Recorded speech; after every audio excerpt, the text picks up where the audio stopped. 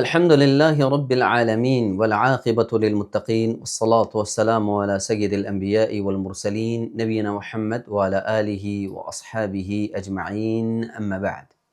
السلام عليكم ورحمة الله وبركاته. احبابی کرامی، الحمدللہ ہم اپنے اس دورے کے اندر رسول اللہ صلی اللہ علیہ وسلم کی سیرت طیبہ کو پڑھ رہے ہیں۔ محترم ناظرین کرام، رسول اللہ صلی اللہ علیہ وسلم کی مکمل سیرت طیبہ کو سیکھنا، سمجھنا اور اس پر عمل کرنا تمام امت مسلمہ کے لیے لازم ہے۔ ہم نے اپنے اس دورے میں تمام چیزوں کا استیعاب تو نہیں کیا، لیکن چیدہ چیزوں کو یہاں ذکر کر رہے ہیں اور ان مختلف پہلوؤں کو آپ احباب کے سامنے ذکر کر رہے ہیں، یقیناً جس کی اشد ضرورت ہے۔ آئیے آج ہم اس ماہ مبارک میں، جس میں ہم نے رسول اللہ صلی اللہ علیہ وسلم کی سیرت طیبہ کے اس پہلو کو لے کے چل رہے ہیں۔ اس کی ایک وجہ یہ ہے کہ جہاں ہم بہت ساری چیزوں میں بٹے ہوئے ہوتے ہیں، تو امید ہے کہ ہم ان چیزوں کو چھوڑ کر یکسوئی کے ساتھ اللہ کی عبادت میں مگن ہوں، اللہ کی عبادت میں اپنے اوقات کو صرف کریں اور ساتھ میں رسول اللہ صلی اللہ علیہ وسلم کی سیرت طیبہ کو بھی سیکھیں۔ آج ہم رسول اللہ صلی اللہ علیہ وسلم کی سیرت طیبہ کے اس پہلو کو انشاءاللہ ذکر کریں گے، جس میں آج دنیا کی بڑی ہاسپٹلز یا بڑے سائیکولوجسٹ جو لوگ ہیں، ماہر نفسیات کے جو لوگ ہیں، وہ مختلف انداز میں لوگوں کا علاج ذکر کرتے ہیں۔ سبحان اللہ! لیکن جو رسول اللہ صلی اللہ علیہ وسلم نے لوگوں کا علاج بیان فرمایا ہے مختلف انداز میں، آپ صلی اللہ علیہ وسلم بحیثیت ماہر نفسیات، آپ صلی اللہ علیہ وسلم کسی آدمی کی نفسیات کو کیسے جانتے، اور ایسا فارمولہ اور ایسا نسخہ آپ صلی اللہ علیہ وسلم بیان فرماتے جو قیامت تک آنے والے لوگوں کے لیے مشعل راہ بنے گا۔ وہ اصول بیان کر دیے رسول اللہ صلی اللہ علیہ وسلم نے، آپ صلی اللہ علیہ وسلم نے وہ سیرت امت کے سامنے پیش کر دی، جس کو اپنانے سے تمام لوگوں کے وہ جو نفسیاتی طور پر انسان کی پریشانیاں، جتنے معاملات ہیں، ان کا علاج اور مداوع ہو جاتا ہے۔ لوگوں نے مختلف طور پر مختلف ہاسپٹلز کا یا مختلف لوگوں کا رخ کیا ہے کہ وہ اپنے اس پریشانی کا علاج ڈھونڈنا چاہتے ہیں۔ بڑے مہنگے علاج، مختلف مراحل ہیں، لیکن اگر ہم رسول اللہ صلی اللہ علیہ وسلم کی سیرت طیبہ کو دیکھیں تو یہ پہلو بڑے ہی ہمارے سامنے نصف النہار کی طرح واضح نظر آتے ہیں۔ سبحان اللہ و بحمدہ، سبحان اللہ العظیم۔ اللہ تعالیٰ نے رسول اللہ صلی اللہ علیہ وسلم کو ایسے نہیں آپ صلی اللہ علیہ وسلم کے لیے فرمایا کہ لَقَدْ كَانَ لَكُمْ فِي رَسُولِ اللَّهِ أُسْوَةٌ حَسَنَةٌ، کہ لوگو تمہارے لیے رسول اللہ صلی اللہ علیہ وسلم کی حیات مبارکہ میں بہترین اسوہ اور نمونہ ہے، تمہارے سیکھنے کا بہترین نمونہ ہے۔ کوئی ایسا پہلو نہیں جس میں رسول اللہ صلی اللہ علیہ وسلم نے امت کی رہنمائی یا تربیت نہ کی ہو۔ آئیے آج ہم اس پہلو کو دیکھتے ہیں جس میں رسول اللہ صلی اللہ علیہ وسلم نے امت کی تربیت کی ہے۔ سب سے پہلے لوگوں کو اس پریشانی سے رسول اللہ صلی اللہ علیہ وسلم نے نکالا اور یہ ارشاد فرما دیا، آپ نے فرمایا کہ لا فخر لعربی علی عجمی ولا لعجمی علی عربی۔ آپ صلی اللہ علیہ وسلم نے فرمایا نہ تو کسی عربی کو عجمی پر فوقیت ہے، نہ کسی عجمی کو عربی پر فوقیت ہے، نہ کسی گورے کو کالے پر، نہ کالے کو گورے پر۔ آپ صلی اللہ علیہ وسلم نے فرمایا کہ کلکم من آدم و آدم من تراب۔ آپ صلی اللہ علیہ وسلم نے اس مسئلے کو جڑ سے ختم کر دیا کہ کوئی بندہ کہے کہ میں کس خاندان سے تعلق رکھنے والا ہوں، وہ امیر خاندان سے ہے، یا وہ فلاں جگہ سے ہے، وہ فلاں ہے، وہ گورا ہے، وہ کالا ہے، یہ عربی ہے، وہ عجمی ہے۔ نہیں، سبحان اللہ، آپ صلی اللہ علیہ وسلم نے فرمایا کہ اس اعتبار سے کسی کی کوئی فضیلت نہیں۔ فرمایا کیوں؟ فرمایا تم سبھی آدم علیہ السلام کے اولاد ہو، چاہے عربی ہو یا عجمی ہو، تو پھر فخر کس بات کا؟ کلکم آدم کلکم من آدم، تم سبھی آدم کی اولاد ہو، وآدم من تراب، اور آدم کی پیدائش مٹی سے ہوئی ہے۔ تو پھر فخر اور احساس کمتری کیوں؟ تو آپ صلی اللہ علیہ وسلم نے نسخہ بیان فرما دیا کہ ایسا معاملہ نہ ہو جس سے لوگوں کے دلوں میں احساس کمتری ہو اور ڈوبتے چلے جائیں۔ تو اس بات سے رسول اللہ صلی اللہ علیہ وسلم نے تربیت فرمائی امت کی، اور اس کا علاج بیان فرما دیا ہے۔ اس حدیث میں رسول اللہ صلی اللہ علیہ وسلم نے اس احساس کمتری سے امت کو، ان تمام لوگوں کو نکال دیا جو یہ سمجھے کہ شاید ہم ان سے کم ہیں۔ تو رسول اللہ صلی اللہ علیہ وسلم نے یہ بیان فرما دیا، ایک قاعدہ بیان فرما دیا کہ نہیں، سب برابر ہیں۔ اگر کسی کو تقوی اور اگر کسی کو فوقیت ہے، فضیلت ہے، تو وہ تقوی کی بنیاد پر۔ اللہ تعالیٰ نے قرآن مجید کے اندر ارشاد فرمایا، یا ایھا الناس انا خلقناکم من ذکر وانثی وجعلناکم شعوبا وقبائل لتعارفوا ان اکرمکم عند اللہ اتقاکم۔ اے لوگو، ہم نے تمہیں ایک مرد اور عورت سے پیدا کیا ہے، پھر تمہارے قبائل اور خاندان بنائے ہیں، لیکن تم میں سے سب سے زیادہ اکرام والا، معزز، محترم اللہ کے ہاں وہی ہے جو سب سے زیادہ تقوی اور پرہیزگاری والا ہے۔ تو یہ دیکھیے، رسول اللہ صلی اللہ علیہ وسلم نے امت کی تربیت فرمائی کہ اس بات میں احساس کمتری کا شکار نہ ہو۔ آپ صلی اللہ علیہ وسلم نے ایک اور مقام پر ایسے ایک جملہ ارشاد فرما دیا۔ آپ نے فرمایا کہ اسی کا علاج آپ صلی اللہ علیہ وسلم نے بیان فرمایا۔ آپ نے فرمایا، انظروا الی من هو اسفل منکم ولا تنظروا الی من هو فوقکم۔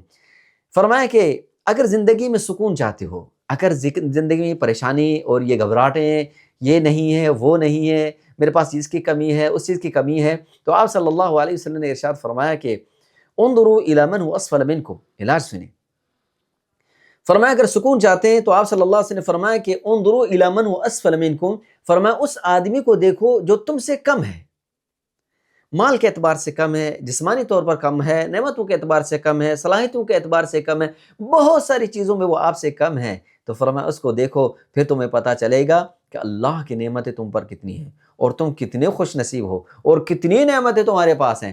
یقینی بات ہے، اگر سبحان اللہ گاڑی میں جو گھومنے والا اگر ہوائی جہاز کو دیکھے گا تب بھی اس کی دل میں یہ لالچ آئے کہ میں تو ابھی گاڑی میں ہوں، وہ جہاز اوپر ہی جو اڑ رہا ہے۔ اگر ایک ہو تو دوسرے کی تمنا ہے، انسان خوش نہیں ہو پاتا۔ تو فرمایا ذرا کم والے کو دیکھو، سبحان اللہ، نیچے کی سطح پر دیکھو جو آپ سے کم ہیں، پھر آپ کو اللہ کے نعمتوں کی قدر ہوگی، پھر پتہ چلے گا کہ اللہ تعالیٰ نے کتنی نعمتیں مجھے دی ہیں، انسان خوش ہو جائے گا۔ کچھ نہیں ہے، کم از کم اس بات کو بھی یاد رکھے گا انسان کہ کم از کم میرے اللہ نے میرے ہاتھ پاؤں جسم کو صحیح سلامت رکھا ہے، اگر اللہ تعالیٰ اس نعمت سے مجھے محروم کر دیتا تو میں کیا کرتا۔ تو یہ چیزیں انسان کو اللہ کے رسول صلی اللہ علیہ وسلم کس طرح تربیت فرمائی، امت کی تربیت کیسے فرما دی کہ تاکہ اس پریشانی سے، احساس کمتری سے، کئی لوگ ہیں سبحان اللہ، باہر ملکوں میں تو لوگوں نے سرجریاں کروانی ہیں، منہ چینج کروانے ہیں، ناک سیدھے ویدھے کروانے ہیں، یہ کرنا ہے، وہ کرنا ہے، لیکن رسول اللہ صلی اللہ علیہ وسلم نے کیا فرمایا کہ ان اللہ لا ينظر الى صورکم ولا الى اجسامکم، کہ فرمایا لوگو اس بات کو یاد میں رکھو کہ اللہ تعالیٰ نہ تو تمہارے چہرے کی طرف دیکھتا ہے، نہ تمہارے مالوں کی طرف دیکھتا ہے، نہ تمہارے جسموں کی طرف دیکھتا ہے، وَلَكِنْ يَنْظُرُ إِلَى قُلُوبِكُمْ وَأَعْمَالِكُمْ، لیکن اللہ اگر دیکھتا ہے تو وہ تمہارے دلوں کو دیکھتا ہے اور تمہارے نیتوں کو دیکھتا ہے، اعمال کو دیکھتا ہے، وہ کتنے اچھے ہیں۔ چارہ کتنا اچھا ہو، دل اچھا نہیں، اعمال اچھے نہیں، تو وہ کس کام کا ہے؟ تو فرمایا کہ اس کی وجہ یہ نہیں ہے، لوگ تو خودکشیاں کر رہے ہیں کہ اس کا چہرہ ٹھیک نہیں ہے اور پیسے نہیں سرجری کروانے کے لیے، لیکن سبحان اللہ رسول اللہ کیا چیز بیان فرما رہے ہیں، امت کو کیا بتا رہے ہیں کہ اللہ کے کیا چیز ہے، اور اصل جو ماننے والی چیز ہے وہ کیا ہے، انسان کے اندر جو سب سے زیادہ بلندی پر پہنچانے والی چیز ہے وہ کیا ہے، وہ انسان کا عمل ہے، اس کا کردار ہے، اس کا اخلاق ہے، اس کی نیتیں ہیں۔ سبحان اللہ، یہ رسول اللہ صلی اللہ علیہ وسلم نے تربیت فرمائے۔ چہرہ کتنا بھی اچھا ہو، اخلاق اچھے نہیں، اعمال اچھے نہیں، تو اس آدمی کا اللہ کیا تو مقام ہے ہی نہیں، لیکن لوگوں کے ہاں بھی اس کا کوئی مقام نہیں، کوئی احترام نہیں۔ تو رسول اللہ صلی اللہ علیہ وسلم نے تربیت فرمائے۔ ایک اور تربیت کا پہلو دیکھیے، رسول اللہ صلی اللہ علیہ وسلم لوگوں کو تسلی دیتے تھے۔ آپ صلی اللہ علیہ وسلم تسلی دیتے تھے، جب بھی ایسا نہیں کہ کوئی پریشانی بات ہوئی تو پریشانی میں اضافہ کر دیں۔ مثال کے طور پر کسی کو نوکری نہیں لگی بیچارے کی، تو کہیں اچھا ابھی تک آپ کے نوکری کا معاملہ حل ہی نہیں ہوا۔ کسی کے گھر میں بیٹی ہے یا کوئی بیچارہ شادی کرنے کے لیے رشتے کی تلاش میں ہے، پتہ نہیں اس بیچارے کو کوئی رشتہ دے گا ہی نہیں، شاید اس کو رشتہ ملنے والا نہیں، یا اگر بیٹی کسی کے گھر میں ہے تو کہیں گے پتہ نہیں کیا ہے کہ ان کے گھر سے کوئی رشتہ لیتا ہی نہیں ہے، اور ان کو پریشانی میں مبتلا کر دیتے ہیں۔ کوئی سی بیمار کو دیکھ لیا تو کہا پتہ نہیں اس بیچارے کا کیا بنے گا، اتنی بیماری بڑھ گئی ہے بیچارے کے، پتہ نہیں کیا بنے گا، اس کو اور پریشان کر دیتے ہیں، اس کو اور تسلی کے بجائے پریشان. لیکن رسول اللہ صلی اللہ علیہ وسلم ایسا نہیں فرماتے. ماہر نفسیات رسول اللہ صلی اللہ علیہ وسلم، آپ صلی اللہ علیہ وسلم پہلا جملہ ارشاد فرماتے، فرمایا لا بأس طہور انشاءاللہ. آپ صلی اللہ علیہ وسلم کیا فرماتے؟ لا بأس طہور انشاءاللہ، کوئی بات نہیں ہے، کوئی حرج والی بات نہیں ہے، اور یہ پاکیزگی کا سبب بنے گا اگر اللہ نے چاہا تو، طہارت کا سبب بنے گا. رسول اللہ تسلی دے رہے ہیں. اور یہ بھی ارشاد فرما دیا کہ اگر فرمائے کہ تکلیف کتنی بڑی ہو، جتنی آزمائش ہوگی اتنے ہی وہ درجات اس کے بلند ہوتے ہیں. فرمایا اگر چلتے چلتے پاؤں کی ٹھوکر لگ جائے اور پتھر راستے سے ہٹ جائے، پاؤں میں کانٹا لگ جائے، تو فرمایا اس سے بھی مومن کے درجات بلند ہوتے ہیں. تو یہ امت کو، یہ لوگوں کو، امت مسلمہ کی رسول اللہ صلی اللہ علیہ وسلم نے تربیت فرمائی ہے کہ ان چیزوں صرف مادیات کی طرف نہ بھاگے.